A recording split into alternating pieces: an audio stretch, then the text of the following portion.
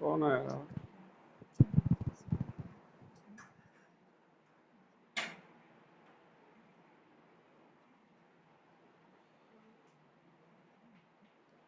ला, देखो आया।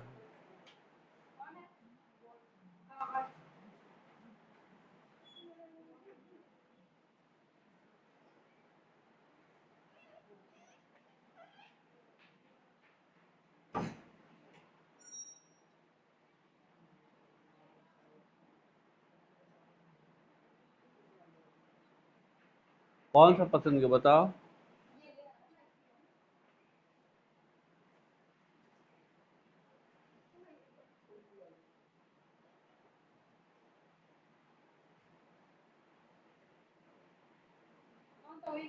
हाँ, दिखा दो खोल के।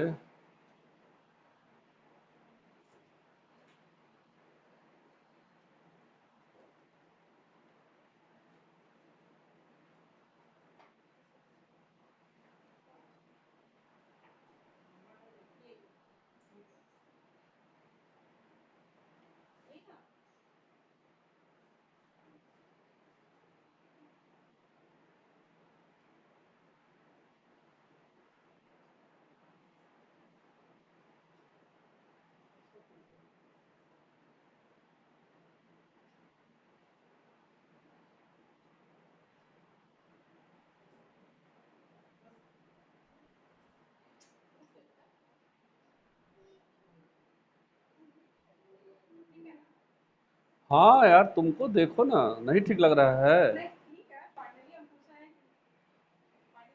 नहीं ठीक।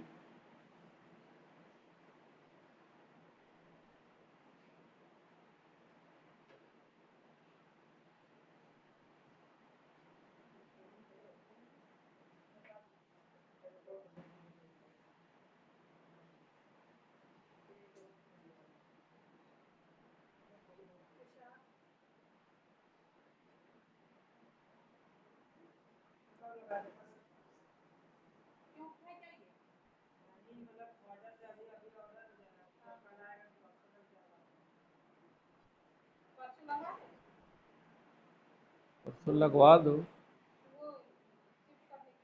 हैं? हाँ, हम बता देंगे बेटा। मंगवा दो, जब ये शिफ्ट हो जाएगा तो लगवाएंगे, है ना? पर्दा तो लगवाओ तब तक। पर्दा, ये इन्वर्टर लगा है ना, इसको हटाना है यहाँ से। जब हट जाएगा तभी लगेगा ना बेटा। तो एक दो दिन में हटवा देंगे इसको। हाँ, ठीक है।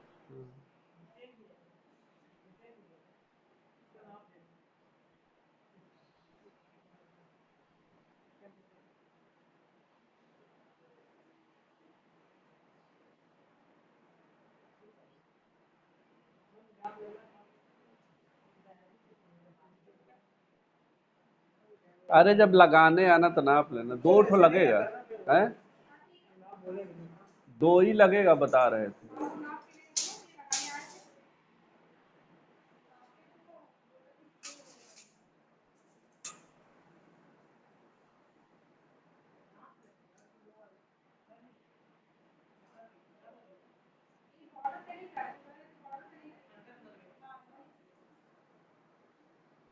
ये तो लगेगा, हाँ लगेगा इधर।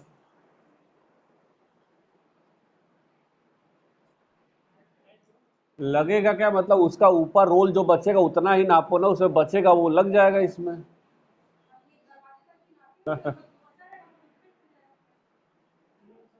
जो रोल बचेगा उसमें लग जाएगा ये।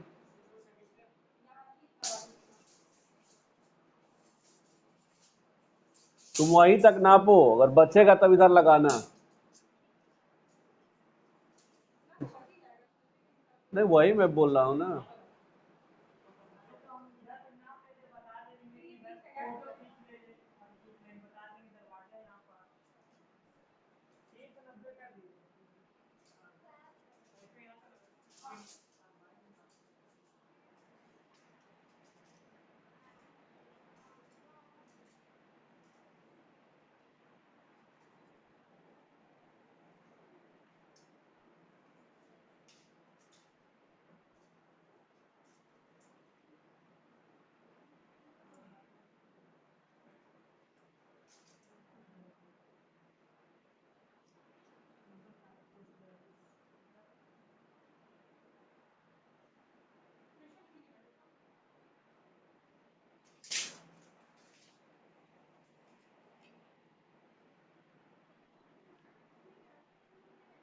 जरा पानी रख दो, तो अब हमारा शुरू है, बोलना है यार, जल्दी करो जरा, खत्म हो गया इनका, ये ले जाओ, इन सबों को हटाओ जरा।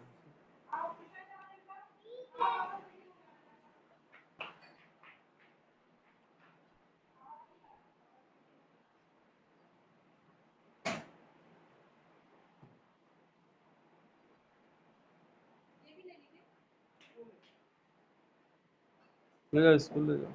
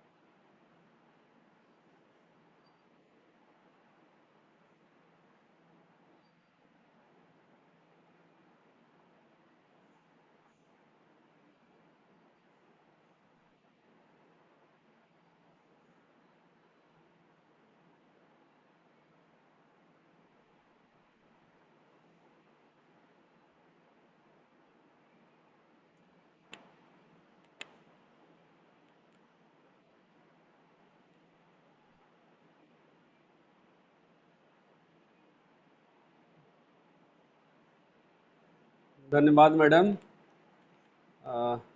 आई एम ऑडिबल, मुझे आप सुन पा रहे हैं? Okay okay okay. हाँ हाँ। अ, सबसे पहले तो मैं अ, जवाहरलाल नेहरू डिग्री कॉलेज के द्वारा आज के इस ऐतिहासिक दिवस पर वेबिनार का जो आयोजन किया गया है, उसके लिए आयोजकों को, डॉक्टर रत्नाकर जी को, प्रिंसिपल मैडम को, प्रबंध तंत्र को, और कार्यक्रम का संचालन कर रही डॉक्टर नीलम गुप्ता मैम को हार्दिक बधाई देता हूं और उनको धन्यवाद ज्ञापित करता हूं कि उन्होंने मुझे अध्यक्षता के योग्य समझा और मुझे आमंत्रित किया। मैं अभी सुन रहा था लगातार अपने मित्र डॉक्टर अनूप पांडे जी को, जिन्होंने अनवरत 1 घंटे तक लगभग भारतीय राष्ट्रीय आंदोलन को साल्ट सत्याग्रह के स्पेशल रेफरेंस में बड़े ही सरल सहज शब्दों में अपने ज्ञानवर्धक व्याख्यान द्वारा स्वतंत्रता आंदोलन के प्रारूप को हमारे सामने रखा। जैसे लग रहा था कि स्वतंत्रता आंदोलन नई पीढ़ी स्वतः संचालित कर रही हो। उन्होंने बड़े ही सरल और सहज तरीके से जो देश को आज़ाद कराए शहीद अनुपस्थित है और जो युवा पीढ़ी है वह उनके आंदोलन से अनभिज्ञ है, और भारत सरकार के द्वारा इस दिशा में जो प्रयास किया जा रहा है वह नितांत ही प्रासंगिक है। तो डॉक्टर साहब ने बड़े ही कह सकते हैं कि राष्ट्रीय आंदोलन को इतने अच्छे तरीके से अल्प समय में सहजता के साथ व्यापक रूप में हम सबके सामने रखा। इसके लिए उनकी जितनी प्रशंसा की जाए वह कम है।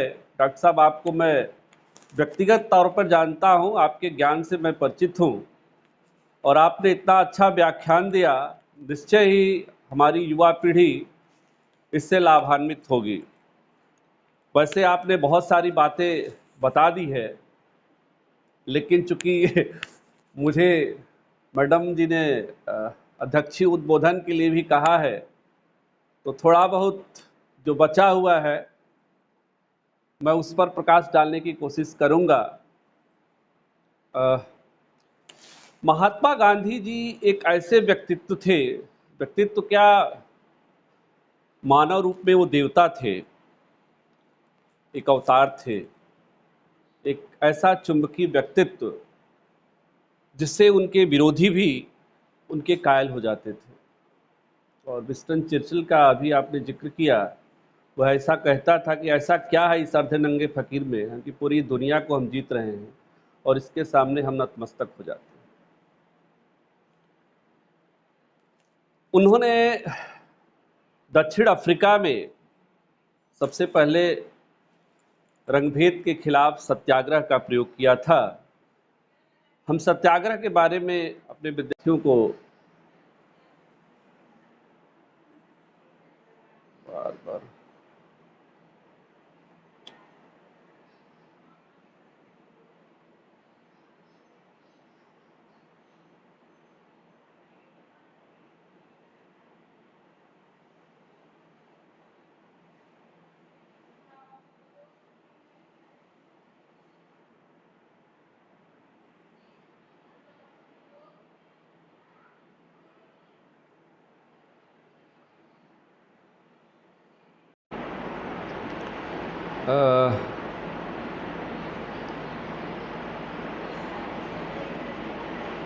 क्षमा चाहता हूँ।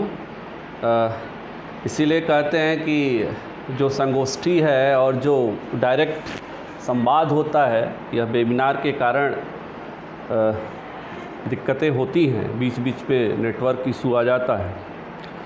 तो मैं चर्चा कर रहा था गांधी जी के सत्याग्रह के बारे में कि उन्होंने एक ऐसा थॉट दिया, सत्य के प्रति आग्रह, जिसमें उनका ये विश्वास था कि प्रत्येक मानव के अंदर एक आत्मा होती है और वह सही और गलत का उसके अंदर पहचान होती है, और गलती करने वाले को उसकी गलती का बिना किसी प्रभाव दबाव के, यानी जोर ज़बरदस्ती के नहीं, स्वतः उसको उसकी गलती का एहसास दिलाना ही सत्याग्रह है, अर्थात गलती करने वाले को उसकी गलती का एहसास दिलाया जा सकता है, यह गांधी जी का मानना था। चित्तवृत्तियों में, उसके मानस पटल में यह परिवर्तन लाना कि मैं गलत हूँ, यह संभव है, ऐसा गांधी जी का विश्वास है। और इसके लिए उनका मानना था कि दृढ़ इच्छा शक्ति होनी चाहिए, निस्वार्थ भावना होनी चाहिए, और यह कोई बड़ी बात नहीं है, इसे आसानी से प्राप्त किया जा सकता है। और गांधी जी ने इस सिद्धांत के बल पर ही दक्षिण अफ्रीका में सफलता प्राप्त की थी।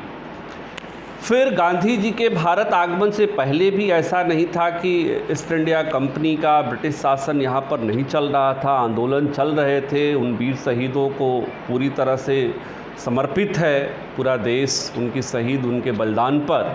लेकिन गांधी जी के आने के बाद जो आंदोलन बिखरा हुआ था वह एकमत हो गया, वह एकजुट हो गया। जैसा डॉक्टर साहब ने भी बताया, युवा पीढ़ी हो चाहे पुरानी पीढ़ी हो, चाहे समाज का हर एक तबका हो, उनके व्यक्तित्व से जुड़ गया और एक आंदोलन जो था वह जन आंदोलन बनने में सफल हुआ। गांधी जी ने असहयोग आंदोलन, नॉन कोऑपरेशन मूवमेंट चलाया। उसके बाद जैसा कि डॉक्टर साहब ने भी जिक्र किया, दांडी साल्ट सत्याग्रह था। अब हम इसके आगे हम इसके इंडियन फ्रीडम मूवमेंट पे चर्चा करने की ज़रूरत नहीं महसूस करता हूँ। मैं सिर्फ ये कहना चाहता हूँ कि जो आपका नमक आंदोलन था, उसके हिस्टोरिकल जो बैकग्राउंड है उसके बारे में मैं बच्चों को थोड़ा सा जानकारी देना चाहूँगा। एक जर्मन विद्वान था M.J. स्लेडन, जिसने एक पुस्तक, अपनी पुस्तक लिखी थी साल्ज, जिसमें उसने नमक कर को और तानाशाही को सीधे संबंध माना था कि नमक कर और जो साल्ट टैक्स है और जो निरंकुश शासन है उनका सीधा ताल्लुकात है। और इसका प्रमाण हमें इतिहास में मिलता है कि सर्वाधिक निरंकुश जो सभ्यताएं हैं वे होती हैं जिन्होंने नमक और उसके व्यापार पर टैक्स लगाया है।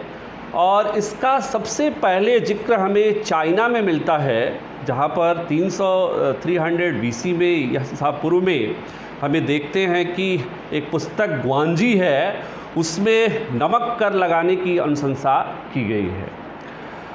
तो नमक कर लगाया जाता था। भारतीय परिदृश्य में अगर हमें देखें तो प्राचीन काल से भी नमक पर टैक्स लगाया जाता था, इसमें कोई संदेह नहीं। मौर्य वंश के संस्थापक चंद्रगुप्त मौर्य ने नमक कर पर उत्पादन का 1/4 टैक्स लगाया था। मुग़ल काल में भी हमें देखते हैं कि नमक पर उत्पादन का 5% हिंदुओं से और मुसलमानों से 2.5% लगाया जाता था। लेकिन 1757 में प्लासी युद्ध के में अंग्रेज़ों की विजय के बाद, यानी ईस्ट इंडिया कंपनी की विजय के बाद, हमें देखते हैं कि धीरे धीरे 1764 में जब बक्सर का युद्ध होता है तो बंगाल में वे अपनी पूरी सत्ता स्थापित कर लेते हैं। और इलाहाबाद की जब संधि होती है, बंगाल, बिहार, उड़ीसा की दीवानी मिल जाती है, यानी राजस्व, रेवेन्यू का राइट उनको मिल जाता है। इसके हम हिस्टोरिक बैकग्राउंड पे नहीं जाएंगे। तो यहाँ पर हमें देखते हैं कि ज़मीन की यानी दर में, रेवेन्यू में तो वृद्धि करते ही हैं। पहली बार हमें देखते हैं कि नमक के परिवहन पर भी, जो ट्रांसपोर्ट है उस पर भी वे टैक्स लगा देते हैं। इसके बाद हमें देखते हैं कि 1788 में, यानी जब लॉर्ड कॉर्नवालिस के समय का ये बात है, जिक्र है, 1788 में हम ये देखते हैं कि नमक जो है एक तरीके से थोक जो विक्रेता थे उनको नमक थोक विक्रेताओं को नीलामी यानी टेंडर के द्वारा ठेके पर दिए जाने की प्रथा हम यहाँ पर देखते हैं दिखाई पड़ती है, जिसके द्वारा इस प्रथा के कारण नमक 1 रुपये से बढ़कर के 4 रुपये जो है कर दिया गया था। नमक का जो मूल्य था उसकी वैल्यू, यह एक बहुत ही दर्दनाक स्थिति थी जिसमें एक सामान्य व्यक्ति जो है, जिसके लिए रोटी और नमक कहा जाता है कि मिल जाए तो काम चल जाएगा गरीब के लिए, और भोजन करना बहुत ही कठिन हो गया था। इसके बाद हमें देखते हैं कि उड़ीसा में जब ये विजय प्राप्त करते हैं तो उसके बाद भी नमक के उत्पादन पर इन्होंने टैक्स बढ़ा दिया, और जो मलंगी वहाँ के लोग थे वे कर्ज में डूब करके दास बन गए थे। इसके बाद हमें आगे देखते हैं कि 1835 ईस्वी में एक नमक कर आयोग बनाया गया, अनुशंसा की गई, जिसके द्वारा नमक के आयात को प्रोत्साहित करने की बात कही गई, और ये कहा गया कि नमक के अगर हम आयात को प्रोत्साहित करेंगे तो इसका सीधा लाभ जो है British company, east India company के व्यापारियों को प्राप्त होगा। तो उन्होंने उत्पादन और बिक्री दोनों पर ही टैक्स की दर में दोगुनी वृद्धि कर दी। हम ये देखते हैं 1857 का जो रिवोल्ट हुआ उसके बाद ईस्ट इंडिया कंपनी का शासनकाल खत्म हो जाता है, और जो ब्रिटिश वायसराय है, जो क्राउन का जो प्रतिनिधि है वायसराय, वो उसके द्वारा सीधे शासन किया जाने लगता है भारत में। उसके बाद भी हम देखते हैं कि इस टैक्स में कोई परिवर्तन नहीं आता है। टैक्स की दर में जो है वृद्धि निरंतर जारी रहती है, टैक्स में वृद्धि की जाती है। और 1885 में पहली बार एक आंदोलन को नेतृत्व प्रदान करने के लिए भारतीय राष्ट्रीय कांग्रेस की स्थापना होती है, और उसके पहले सम्मेलन में ही हमें देखते हैं कि एस स्वामीनाथन अय्यर ने इस नमक कर के मुद्दे को उठाया था। और हालांकि इस पर ब्रिटिश सरकार के द्वारा कोई कार्रवाई नहीं की गई, उसी रफ्तार से उसी दर से निरंतर नमक कर को प्रोत्साहित किया जाता रहा, आयात को बढ़ावा दिया जाता रहा। हमें देखते हैं कि स्थिति तब खराब होती है जब लॉर्ड रीडिंग के समय में जो है 1923 ईस्वी में नमक कर का कानून जो है लाया जाता है, जिसमें नमक कर की दर में दोगुनी वृद्धि कर दी जाती है। और उसके बाद जो सबसे भयानक और ख़तरनाक जो पहलू यहाँ पर दिखाई पड़ता है कि भारतीयों के नमक बनाने, उसके उत्पादन करने और बिक्री करने पर प्रतिबंध लगा दिया जाता है। यानी न तो वे नमक बना सकते थे, न तो उसका उत्पादन कर सकते थे, और न ही उसको बेच सकते थे, जिसका यानी कि उत्पादन और बिक्री दोनों पर टैक्स लगा दिया गया, और भारतीयों के नमक बनाने और बेचने पर पूरी तरह से प्रतिबंध लगा दिया गया। यह एक बहुत ही असहनीय और दर्दनाक स्थिति थी। वह नमक जो सीधे एक गरीब आदमी से लेकर अमीर आदमी तक को सीधे प्रभावित करता था, भले ही उसका मूल्य सस्ता हो सकता था, लेकिन उसके बिना जीवन यापन संभव नहीं था।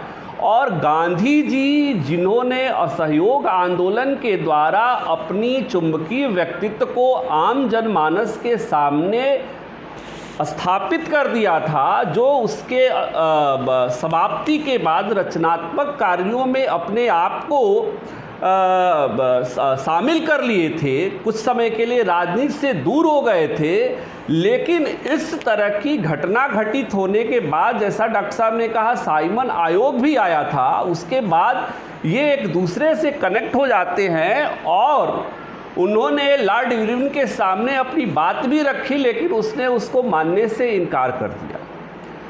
इसके बाद गांधी जी ने, जैसा डॉक्टर साहब ने बड़े विस्तार से रोचक तरीके से बताया, कि इस कानून के खिलाफ, क्योंकि उनको पता था कि इससे सीधे सीधे आम जनता जुड़ी हुई है, समाज का हर एक तबका, चाहे वह युवा है, चाहे बुजुर्ग है, चाहे महिला है, चाहे मजदूर है, चाहे किसान है, चाहे कोई भी व्यक्ति है, वह सीधे इससे जुड़ा है और वह इसमें आसानी से जुड़ सकता है। यही गांधी जी की एक विशेषता थी कि वह व्यक्ति की नब्ज को पहचानते थे, कब आंदोलन को हमें शुरू करना है, कब शत्रु पक्ष को इसके द्वारा हमें पराजित करना है और अपनी बात को उनके सामने घुटने टेकने के लिए शत्रु पक्ष को मजबूर करना है, यह गांधी जी जानते थे।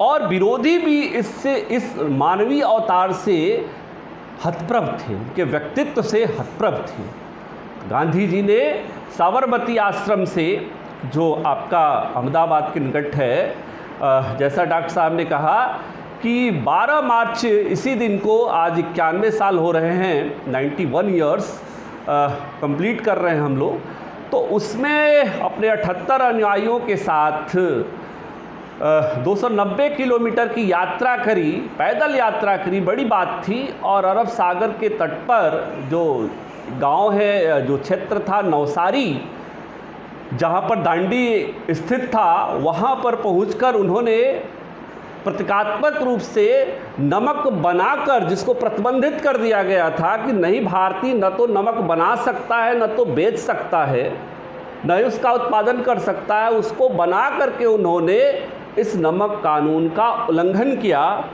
और इसकी प्रतिक्रिया इतनी ज़बरदस्त हुई कि पूरे भारत में इसके खिलाफ आंदोलन शुरू हुआ। गांधी जी और अन्य नेताओं को गिरफ्तार कर लिया गया। उसके बाद नेतृत्व एक महिला नेत्री सरोजिनी नायडू ने किया। धड़साना डॉक्टर साहब ने जिक्र किया, सत्याग्रह हुआ। इसके बाद से हम लोग ये देखते हैं कि एम स्वामीनाथ जो है आपके, उन्होंने जो है राजगोपालाचारी जी ने मद्रास के जो है वेद रमण्यम में उसी वर्ष नमक कानून बनाकर तोड़ा। इस तरीके से पूरे भारत में एक प्रतीकात्मक जो है इस कानून के खिलाफ आवाज़ उठाई गई। और जिसके बाद हमें देखते हैं कि गांधी नगर समझौता होता है 5 मार्च 1931 को, जिसकी बातें कुछ विवादित भी हैं, जिसका हम यहाँ जिक्र नहीं करना चाहेंगे। इस आंदोलन के द्वारा भारतीयों को नमक बनाने का अधिकार मिल जाता है। तो यह एक गांधी जी की बड़ी जीत थी और उन्होंने इसके माध्यम से इस आंदोलन को जन आंदोलन बना दिया। पहले से मैं कहता हूं कि यह व्यापक आंदोलन हुआ, जिसने ब्रिटिश सरकार को एक tariके से इनके व्यक्तित्व से बहुत अच्छी तरह परिचित करा दिया। और इसके बाद ही हमें देखते हैं कि 1935 का भारत सरकार अधिनियम लाया जाता है, जिसमें प्रांतीय स्वायत्तता की बात कही जाती है, सुशासन की बात कही जाती है, तमाम बातें कही गई हैं। आगे चल कर के निरंतर हम देख रहे हैं कि फ्रीडम मूवमेंट में प्रोग्रेस ही हो रहा है। और अंततः 1942 में क्विट इंडिया मूवमेंट होता है, जिसमें हमें देखते हैं कि भारत ने जो है, जो भी या तो हम अंग्रेज़ों को देश छोड़ने के लिए मजबूर कर देंगे या फिर हम अपनी जान दे देंगे, तमाम बातें कही गई थी। और सेकेंड वर्ल्ड वार में हम देखते हैं कि ब्रिटिश जो सरकार है वह कमज़ोर पड़ जाती है और संयुक्त राज्य अमेरिका और सोवियत रूस, दो नए शक्तिशाली देश, जो संयुक्त राज्य अमेरिका खुद ब्रिटेन का उपनिवेश रह चुका था और सोवियत रूस में लेनिन के नेतृत्व में बोल्शेविक क्रांति हुई थी, जिसने साम्यवादी विचारधारा का पूरे विश्व में प्रचारित किया था। और यही इंग्लैंड ने हिटलर को और नाज़ीवाद को और मुसोलिनी को, फाशीवाद को प्रोटेक्शन दिया था। यहाँ पर ये एक तरीके से जब विजय प्राप्त करते हैं तो जापान की पराजय होती है, तो इंग्लैंड यहाँ पर कमज़ोर पड़ जाता है। और इस कारण से हम ये भी देखते हैं कि संयुक्त राज्य अमेरिका और सोवियत रूस, जो भारत की स्वतंत्रता के पक्षधर थे, लेबर पार्टी भी स्वतंत्रता के पक्षधर थी, भारत को आज़ादी मिलती है तो आज़ाद दिलाने में महात्मा गांधी के और हमारे स्वतंत्रता सेनानियों का अहम योगदान था। उनके जीवन, उनके बलिदान को हम भुला नहीं सकते हैं। और महात्मा गांधी का जो एक अविस्मरणीय योगदान थे कि उन्होंने एक आंदोलन को, एक बिखरे हुए आंदोलन को, एक क्षेत्रीय आंदोलन को एक राष्ट्रीय आंदोलन में, एक जन आंदोलन में तब्दील कर दिया। तो आज का यह दिवस जो है हमारे लिए अत्यंत ही गौरवशाली है, जिसके माध्यम से हम ब्रिटिश सरकार को यह सोचने के लिए मजबूर कर दिए, उनके इस अहम को हम शांत करने में सफलता, खंडित करने में सफलता प्राप्त किए कि उनके साम्राज्य का सूरज कभी अस्त नहीं हो सकता है। इसको महात्मा गांधी के माध्यम से, आंदोलन के माध्यम से हमने खंडित करने में सफलता प्राप्त की। एक बार पुनः आप सभी का दिल से शुक्रिया, धन्यवाद कि आपने हमको अवसर दिया, और डॉक्टर अनूप जी को बहुत बहुत बधाई, आयोजकों को पुनः बहुत बहुत बधाई कि आपने हमें मौका दिया और हमें कुछ बोलने का अवसर प्रदान किया। Thank you so much. जय हिंद, जय भारत। धन्यवाद सर, बहुत अच्छा। हाँ मैम, हाँ, आप डॉक्टर भूपेंद्र सचान सर हैं, तो अगर आपकी अनुमति हो तो धन्यवाद ज्ञापन के लिए उनको आमंत्रित किया जाए। हाँ सर, यही मैं सोच रही थी। जी मैम, बुला लीजिए। तो भूपेंद्र सचान जी, आप का बहुत बहुत अभिनंदन है, और आप समापन भाषण के लिए आमंत्रित हैं।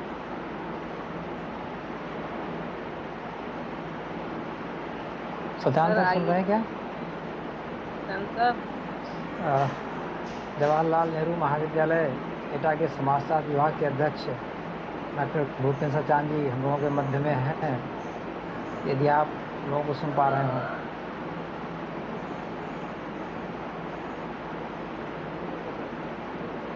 मुझे लगता है किसी कारणवश सर को या तो हमारा संदेश पहुंच नहीं आप पा ही रहा दे दीजिए। है। जी मैम। मेरा अध्यक्षता जी के जवाहरलाल नेहरू महाविद्यालय के assistant professor doctor Ratnesh Mishra ji को मैं आमंत्रित करती हूँ कि वो अपना समापन भाषण देने का कष्ट करें। बहुत बहुत धन्यवाद मैम कि आपने इस अवसर के लिए मुझे आमंत्रित किया। जैसा कि हम जानते हैं कि एक बहुत बड़ा कार्यक्रम है, अखिल भारतीय स्तर का कार्यक्रम है, और इस राष्ट्रीय वेबिनार में हमारे मध्य उपस्थित हमारे मुख्य वक्ता डॉक्टर अनूप पांडे जी ने, और आज के कार्यक्रम की अध्यक्षता कर रहे श्री शिवशंकर श्रीवास्तव जी ने, डॉक्टर शिवशंकर श्रीवास्तव जी ने बड़ी ही गंभीरता के साथ, और मैं ये कहूँ कि इन विद्वान द्वय ने आज के वेबिनार के लिए मणिकांचन संयोग का कार्य किया है। ऐसा लगा कि जैसे गंगा और यमुना की दो धाराएं आके यहाँ पे समाहित हो गई। जिन पक्षों को डॉक्टर अनूप पांडे जी ने अछूता छोड़ रखा था, आपने उन पक्षों को ऐसे उठा लिया कि वो हम लोगों के लिए अविस्मरणीय रहेगा सदैव के लिए। हम लोग सिर्फ नमक सत्याग्रह पर केंद्रित थे, और आपने पूरी नमक की कहानी उठा दी कि नमक का साम्राज्यवाद से क्या ताल्लुकात रहा है, नमक ने किस तरह से मानव जीवन को प्रभावित किया है, कैसे आपने मलंग जनजाति का हमारे समक्ष उदाहरण दिया कि किस तरह से उन्होंने उनको एक गरीबी के रेखा के नीचे ले जाने की का कारण बना नमक।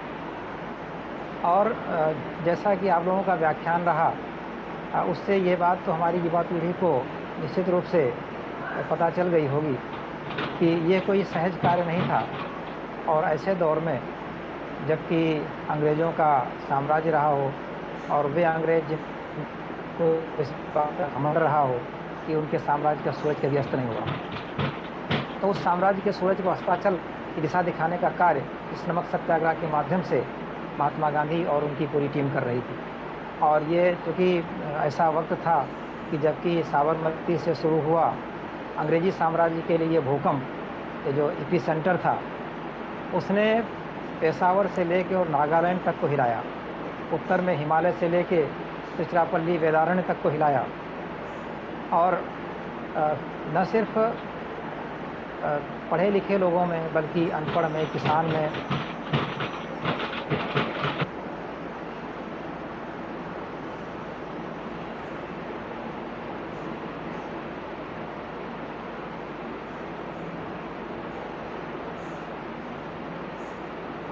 लग रहा है नेटवर्क प्रॉब्लम। हेलो।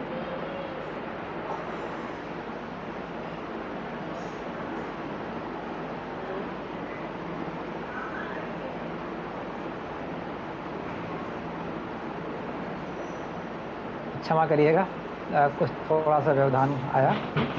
तो ये मैं कह रहा था कि आपने जिस तरह से इस नमक सत्याग्रह की महत्ता को हमारे समक्ष रखा है, हमारे विद्यार्थियों में, हमारे श्रोताओं में निश्चित रूप से एक अपने स्वाधीनता आंदोलन को लेकर गर्व का भाव पैदा हुआ होगा।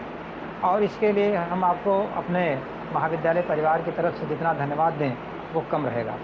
मैं ये उम्मीद करूँगा कि जब भी कभी भविष्य में हम आपको आमंत्रित करने की इच्छा व्यक्त करेंगे, आप हमारे इस अनुरोध को अवश्य स्वीकार करेंगे।